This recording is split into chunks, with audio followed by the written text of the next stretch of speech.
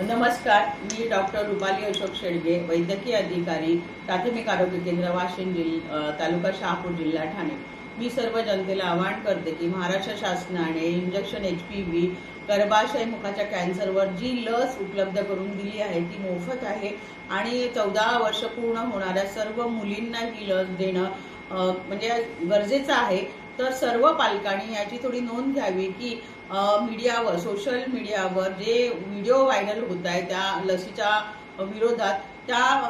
विरोधातले जे व्हिडिओ आहेत ते तुम्ही थोडंसं अभ्यास करा की वैज्ञानिकदृष्ट्या ही लस अप्रूव्ह झालेली आहे आणि आपल्या नियमित लसीकरणामध्येही आम्ही भविष्यात 14 वर्ष पूर्ण झालेल्या त्या लाभार्थींना ही लस देण्यात येणार आहे। ही लस सुरक्षित आहे आणि ह्या लसीने कुठलेही दुष्परिणाम आतापर्यंत झालेले नाहीये।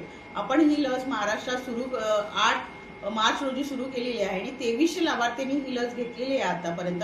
पण त्याच्यामध्ये आपण एकही असं कोणाला काही नुकसान झालेल्याची घटना समोर आलेली नाही। ही लस सुरक्षित आहे। तर आपल्या मुलींना भविष्यात गर्भाशय मुखाचा कॅन्सर होऊ नये, कॅन्सरचं प्रमाण आता भविष्यामध्ये भारत 2 नंबरला आहे की तिथे गर्भाशय मुखाचा कॅन्सर जास्त आढळून येतं। तर हे प्रतिबंधात्मक ही लस आहे ती सर्व नागरिकांनी आपल्या 14 वर्ष पूर्ण झालेल्या मुलींना द्यावी ही त्यांना नम्र विनंती आहे। आणि मी माझ्या प्राथमिक आरोग्य केंद्राच्या वतीने हे त्यांचं पालकत्व स्वीकारते की ही लस त्यांनी घेतली आहे, त्या मुलींना काही झालं तर त्याची जबाबदारी आम्ही घेऊ, पण पालकांनी आपल्या मुलींना लस देण्यासाठी एक हमीपत्र आम्हाला भरून द्यावं। धन्यवाद।